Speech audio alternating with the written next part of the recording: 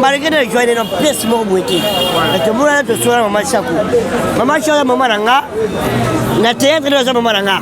Parce que maman Salaga, et ben ça biso implice na théâtre. Non, babilo qu'on a pas yango ici traduit un problème. Toi on a un problème comme non. Ah kasi pas un problème qui ngandité. Alors toi éviter babilo qu'on a tant que les artistes, toi éviter babilo qu'on a makasi moto za la bien. Bonjour mes très chers internautes, je suis Rézi Makengo, je suis content de vous savoir, très nombreux de suivre cette très belle chaîne Concept Autre, abonnez-vous massivement, Yamone Makambo. Nous sommes dans la funéraille à Maman Chako, donc nous sommes venus dans la résidence Maman Chako Fanda. Ça dit quoi on a la résidence c'est Maman Chako, donc on a un artiste belé, TV Radio T, Concept Autre, abonnez-vous Yamone Makambo. Nous sommes ensemble de passage pour une résidence Maman Chako, tout le monde ça va mon frère? Oui, ça va. Bon, pour le moment, ça n'est pas parce que nous allons m'attendre. Donc je ne peux pas dire que oui, santé dans le bien, mais moral est bien été pour toi m'attendre. DJ, c'est comme si yo est maman yo bana Maman Chako ndengeni. Mais oui, bientôt na kamita mamango, mais elle continuera peu bien la vie de ndengeni. Elle continue à parler de Néni. Pour la journée, on est sur un monde, on a côté. On a dit que je vais placer bien. Je vais avoir maman. Chaque fois, je vous malgré le joie de nos pièces morbuété. Parce que moi, je suis maman Chakou. Maman Chakou, maman nanga. Na théâtre de maman nanga. Parce que maman Salaga, et ben ça biso implice na théâtre. Donc on va dire que nous maman Chakou na bien banda va le théâtre. Avant on a comment les lots. Avant comme tout le banda au la vie. Les maman Chakou. Dans les moments où avoir comme théâtre, avoir comme caméraman, monteur, réalisateur, avoir comme DJ, avoir comme prof anglais informatique, avoir comme tout. Les moments où c'est ça quoi? Ça professeur anglais. On a des formateurs en anglais informatique. On a caméraman, monteur, réalisateur. On a DJ mais habitué ma boîte. Dans les moments où on va avoir nyoso. On va avoir une université de moments où on va moment tourisme dans ma casse. Ici avec DJ, avec Galva, mon frère il y a tout le temps. On est ensemble, Yann Zambé, on est là. Vous voyez que nos professeurs, aux arts, c'est trop dit. Je suis un formateur en anglais et informatique. Tu veux faire quoi ici? Oh, parce que dans le monde il y a comédie. Aux arts, informaticiens, aux arts professeurs anglais, il fallait rester dans le monde de Wana. Parce que nous avons pourquoi me mettre à théâtre. À comprendre? Nous avons pourquoi diriger à théâtre. Il y a pas ici na bali la propre volonté là pour sentir que je suis mature et capable. Tu es mature? Oui, je suis vraiment mature, mature les animes. On se sentir que comme colonne, moi ça me donne ça sur ma haute. Non, je oui. Vas-y. Comment on a âge, là comment on a canicité. On a dit, là comment on a âge, mais ma canicité peut-être hein, ne pas sentiment monsieur. Ah non monsieur. Ouais. Mais ça je suis maintenant capable de gérer une famille, une personne. Deux personnes et je suis capable de ça. On n'a pas quitté. La balle. C'est un peu ça. La balle, ça m'a dit. Quand les gens disent que DJ Bali, mais tout le monde a moins si on a tiré avec les temps, on s'appelle DJ. À Gogi, on tire à DJ, on va le dire. Sur la salle en haut. Et bien, ma pêche, c'est sur le bandakala. On a signé un bon rebelle. Mais la salle en haut pour comprendre qu'on a ça. Merci DJ. Voilà. On signe contrat. Contrat moko na monaki, je sais pas ça. Ah, voilà ba ngulanga. On ngulanga kela. Non, na monaki kela. Ça ne marche pas. D'habitude on est solo awa. Mais gars, que nous signe contrat moko kela. kela. Je signe contrat moko ngulanga kela, ba ngulanga biso ya ba moko libanda. Merci mon frère, ça de passage ici avec le DJ. Il dit que Patrick Bekam a su contre-temps. L'œil du maître. L'œil du maître, mon frère, on est ensemble. L'œil du maître, on est ensemble. Aux artistes et musiciens, ma chère aux artistes et comédiennes. Mais bien sûr, tout le monde a art. Ce qui est d'abord passeport et artiste. Donc, tu as besoin de la famille, et la famille artistique. Les lois y étaient, mais avoir à table, des mortuaires, rien à y à table, que le corps du bas, Patrick Bekam, l'œil du maître, à Rosala. DJ, mon frère, je te remercie. Merci. Voilà. C'est pas Makassi, donc nous sommes de passage parce que dans le matin, il y a Maman Chaco, donc rien n'empêche, on soit DJ, les artistes, il y a trop des artistes, ça ne dérange pas. Donc mon frère, on est ensemble. Merci. Ok. Ravi. Bekam, toujours du colo. Talara.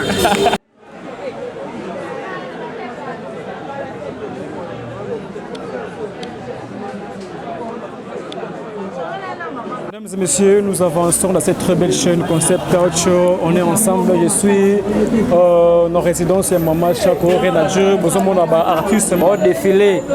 Rien n'empêche, nous sommes dans Matanga, donc rien n'empêche. Mon frère, Aridis, mon frère, Namoni Awa, standard comment? Namoni Awa, présence dans le Sancho quoi? C'est un mois bien quoi.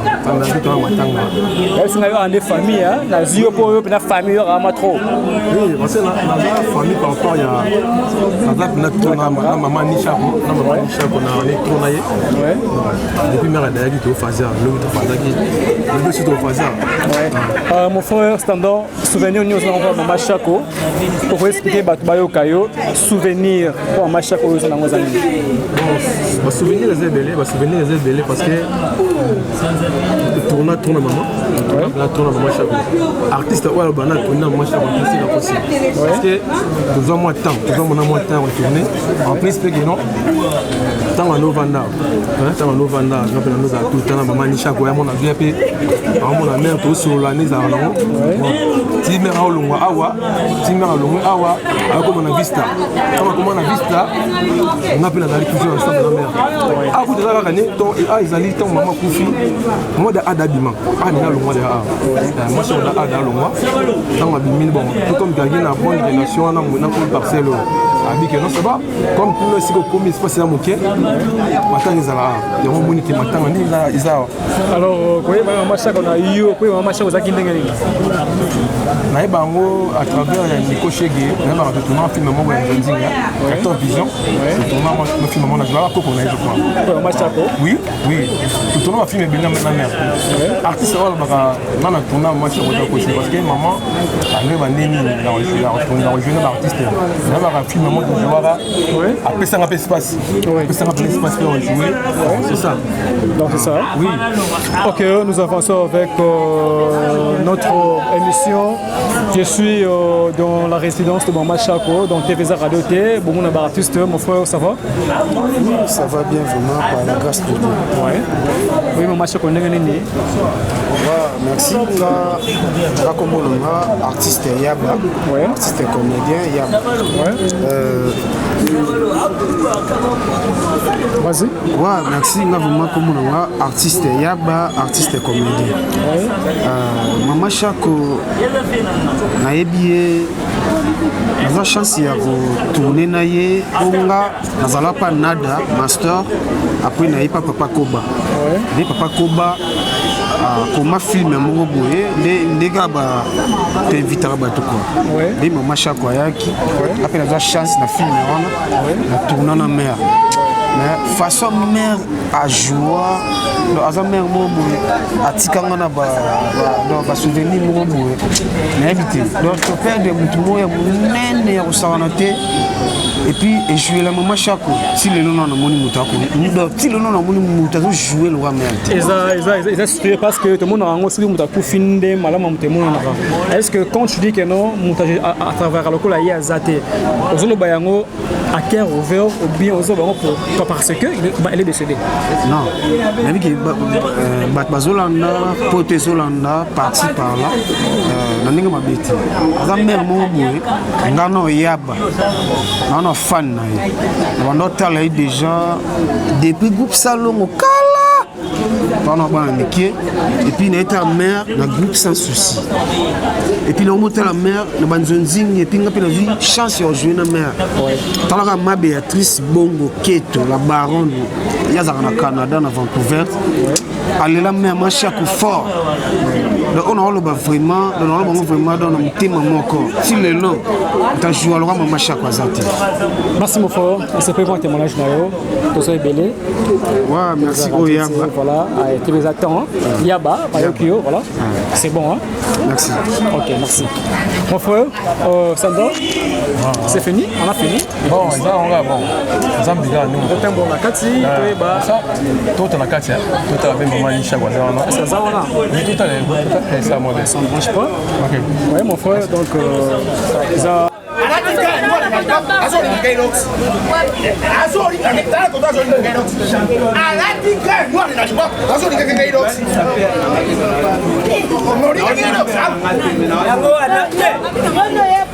Mama, dis-la, n'a pas le mois, on a ça dans nos prières et tout comme ça, nous sommes samedi. Nzambe, na belle yo nzambe na ngai. Oya kubia za comédien. Na tali monene na yo na lobi na comparer na patron Pepe Calé, oze obe monene. Kolo. Na yo kaki baloba ki okwa loba moyi.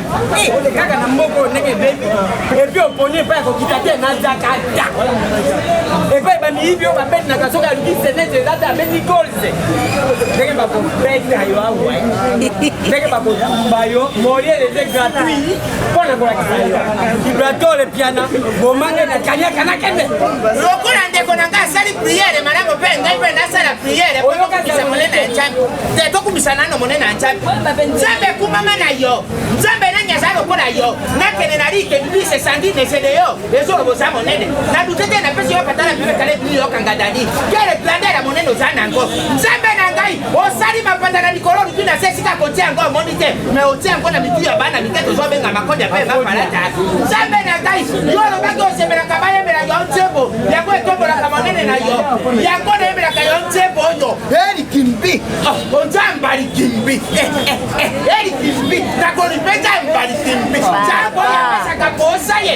Yo ina somo yango na iko mona yo ina moto yo kanga na bana suka na moto ko suka na kanya kanya platole mama kayemba ngo kanya olobi peti jenen olobi yemba penti mo ndio kanya ngana kanga kaka pen moko oko seke répondre I love you for the baby lego boma kapa boma na kufa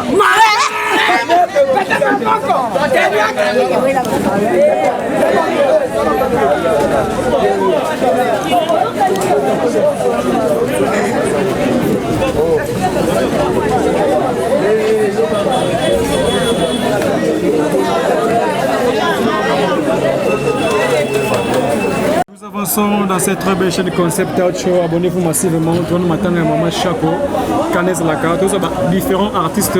Photos Nzambe, tout à réseau, voilà Nzambe. Qui pas battu. Relation nous a qui n'ont pas Maman Chaco. Relation bon, pour la relation, na relation makasi na mamate. Parce que maman, baza bato babandi avant biso, il y a un moment même na niati même résidence naie parce qu'il faut bien préciser, nous sommes dans la résidence de notre maman Jackie Chaco. Donc nous sommes dans la résidence naie, mais na relation makasi na zaki na ngote mais na kati ya kolanda lignement parce que bango ba pesi lignement moko yo o même ba jeune fille à lelo, bien ba jeune sœur à lelo na monde théâtral, ce ba landi yango ba ko tambola malamu et puis ba okoma na ba âge oyo mama kufi nango parce que mama soki na mémoire bien kufi na 62 ans même bazolo bakeno azaki négligé dans l'hôpital pour la linu aux informations on a été artiste avec qui négligé pour l'information je sais pas.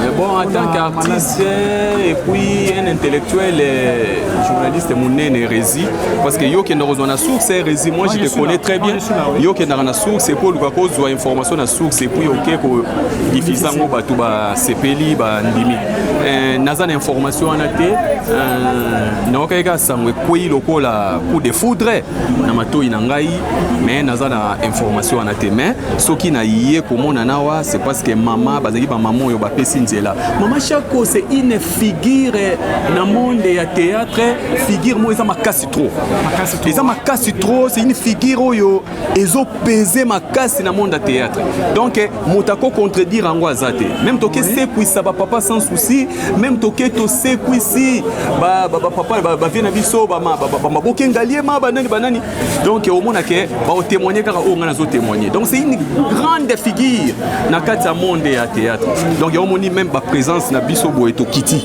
OK merci beaucoup Nzambe je rappelle aux gens qui nous suivent Nzambe azar artiste sur ma réseau hein réseau oui aussi ah ouais je crois que sous ba mbio au petit troupe ba mbio identité ouais c'est ça donc on a na kati ya groupe réseau on a na kati ya résidence ya maman Chako merci beaucoup je te remercie nous allons bagisa pour ne loka ko bakisa na sengi kaka tangu matange ko bima ba na biso boza na Paris nebi ke yo télévision na oyo eza monde entier télévision na o rési ezali ekendaka musika makasi donc na sengi tangu ko bima même bande ko poto boye bakaka parce que rési azali c'est une grande chaîne de télévision et à rési au bolanda biso donc tant bo bima boza la toujours informé communiquer na bandenge nyonso et pas ya rési mais pour na ba comédien nyonso je vous salue yo représenter ba réseau hein oui moi j'ai présenté directement ba réseau malgré il est en Europe mais on a présenté awa donc tout ça de cœur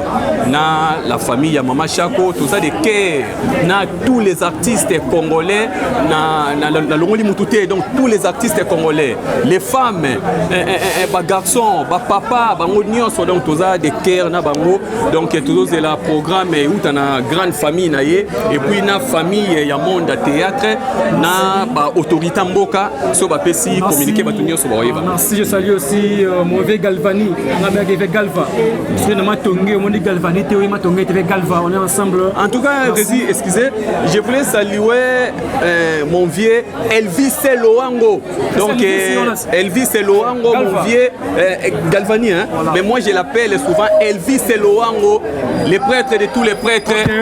Merci beaucoup. Tu continues à intervenir dans le bus. Merci beaucoup. En tout cas, M. Rézi, en tout cas, moi aussi, je te remercie. Merci beaucoup. Parce que grâce à toi, ça m'a été un message et ça me suffit. Merci beaucoup. En tout cas, merci bien.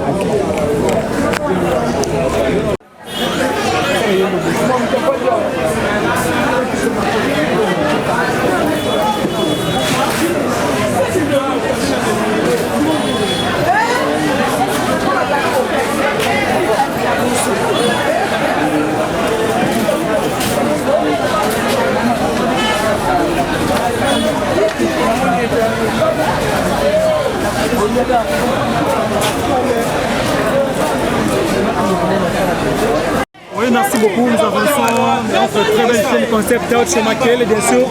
Mais ça ne dérange pas. Tu vois, ça matin, tu as 7e bagarre. Ça fait longtemps, on a sauté. Nazali. Nana yonde toujours mon anaté mais Nazali. Comment pas sauver? Oui. Na mona en l'air. Na matanga. Na ko pesa sango ya mama. Asikira kinga po mama kufaki na ebisa kete. Yango na yaki po na s'excuser. Voilà. Ndebe na kutaki yona bo ça l'émission donc voilà. Ouais, ça ne dérange pas mon pied la vie c'est bon, je te salue. C'est un bagarre, tout le monde est sur place dans la résidence, il y a Maman Chako, peut-être le laïe, pour tu as dit que tu as un monde artistique, alors c'est un bagarre, Maman Chako est qui est koloba Maman Chako yeba ndenge nini eza passe mingi parce que nous sommes des artistes tokutana ba zonzing teba na makambebele à part ba tournage tokutana pe na makambebele ah ouais OK ça na ngwa dehors à théâtre donc maman moko bien balobi mutazanga des photos mutazana mabena e mais la maman vraiment en tout cas azala ki bien na ngai wana zo ba na ngai wana ngai azalaki bien na ngai azalaki tout oso amoni nga eloko liboso nayebisa ngai 7e baga yo moni nga ti lelo na succès de génération à génération nabeti bino nazobeta na bana oyo baye tosekaseka na ye abi mpo na nini nga tuni mama mbo pourquoi ozobeta na bana oyo baye abi mpo nasimikisi te naza na nzambe na ngai naotambela toujours na nzambe na ngai alors yo mpe leki na ngai na confiance na yo soki yo mpe otamboli na nzambe elongo ekozala vraiment malamu mingi ngabi merci mama mama ngai alingi nakoma ntina bagénération mama ewaso Catherine abi okokoma ngo soki ozotambola ndenge bosolo yango esalinga mpasi mingi mpo mama kene kaka briske mpo ndenge ye basuetaka azala na vie na ye ke akende génération à génération mama ke yango te mama alingaki asimba nzete na théâtre ke mama chako na nzete na théâtre alingaki asimba yango mais tosala ni mitema ya bato toyebi te nzambe nde moto ayebi mitema ya bato donc nyonso tobomi mpo tobanga prison so lobi mingi ba septième bagarre grand artiste sango wana okaki yango na ntongo na pokwa esaki yo ndenge nini sango oyo ya dossier non sango mama chako nayokaki yango par téléphone epai ya mwana na biso Kevin Sydney ye ntango abenganga mpo naki na tournage na ye aza mpe artiste comédien aza mwana ya moninga na biso moka théâtre de la paix donc koko ya mama ewaso Catherine donc voilà Sydney ntango abenga bi mama toza na tournage na 24 oya tosala na batableau no mibale etalaki pa omar ngabi ok après aye kobenga nga so alobi ke non mama ndenge eza boto osala te mama chaka akufi na moko ndenge asalinga théâtre na katelaki téléphone ngabi na mama na kosaka baja bongo te naye kobenga moninga na ngai mama na ngai ndeko na ngai ya na ngai camarade na ngai epela nde nabengi ye ayebisinga 7e nga mpe nayebi te etrouble nga moke na rebandeli so numéro so ya Kevin abi mama na poso mpona zwa nini mama chako akufi nde naye kobenga so epela na informe ke non nde nazobana boyage aki akufi wapi na HG bon nayebi te tobana okende sikoyo na bahôpital nini parce que badocteur na biso moko ya RDC bozoko kosimba baartiste na bino te bozolingo simba biso ka soki mbongo ezali nabwakeli mbanga docteur Kali bino docteur Kali bino boza docteur ya liboso ya théâtre bino fo bosimbaka biso bino fo bokende na mutu oyo abeli il faut nakamata ye napesa premier soin mpo biso biso baartiste ata otraite nga na napesa mbongo te mais bandeko na nga bakosala cotisation bandeko na nga théâtre bakokotize mpona bafuta hôpital ya ndeko na bango ndeko na oui napesa conseil na badocteur mpo ndeko na alobaki ke non ayaki depuis 9h de 9h à 16h nde bayaki kosima ya Jackie donc badocteur bazalaki voilà mpo eza hôpital ya monene mpo ndenge eza bakozanga ata na 50 docteur te mpe 70 docteur voilà mais ata moko docteur moko asimbaki te donc nyonso wana moya koloba eza te donc nzambe kaka asimba kaka mitema badocteur na biso so bamoni biso batraitaka biso na liboso avant basimba bazwa mbongo donc voilà une dernière question na orgueil oyo bozala na monde ya théâtre omona barba mona na kufi akei et puis c'est nous banga na monde ya orgueil si il faut que fait ça conseil bande tozalaka orgueil te omoni orgueil kozala lolendo ndeza mabele kozala wa nino na mabele tala ndenge chaque 1 chaque 2 chaque 3 ndenge azalaki ye wana tokomi kolela ye chaque côté na mabele oza na problème na moninga rankina moninga linga bosola ngona ndenge calme pas que ezala kaka réseaux sociaux yeba YouTube yeba non babiloko na pe yango isi trabiso ba problème to wa oza problème boy komi ke non kasi bataka problème ki ngandi te alors toi éviter babiloko na tant que les artistes toi éviter biloko na makasi boto za la ka bien oui chérie bonsoir bébé pour essa la ka bien donc voilà Christian Baga merci je te remercie vraiment merci na yo pe que ils arrivent facilement au zoyo et on doit faire nanga déjà mais rien ça ne dérange pas na pe muda makila oui la fin nanga vraiment merci beaucoup ngape na sebela ki na émission de yamba président isobe vraiment ba question maka mutu za kitoko mais après matang oyo mbanga bien peut mettre ma solo et ça langa vraiment bien merci beaucoup vraiment merci ok merci. Là, vous avez suivi l'interview au comédien, qui par rapport à dossier Maman Chako, donc TVR Radio T, ce qui a été, c'est-à-dire que c'est-à-dire que tu as dans les lots, les jour bandeko, Bafandaki, tu as équipé à concept touch, parce que c'est bandeko, tu as suivi l'interview au Moniwana, et s'il y a été bon, vous avez toujours branché dans concept touch, lobby, tu as un artiste au Luka, donc TVR Radio T, après Zali, Maman couvre-feu, moi distance, donc voilà. Merci donc à toutes ces personnes qui nous ont suivis. Quant à moi, je vous retrouve prochainement. Bye bye, restez branchés. C'est Rési Makengo, 090 735 31 03. 090 737 31 03. Quant à moi, je retrouve prochainement. Bye bye.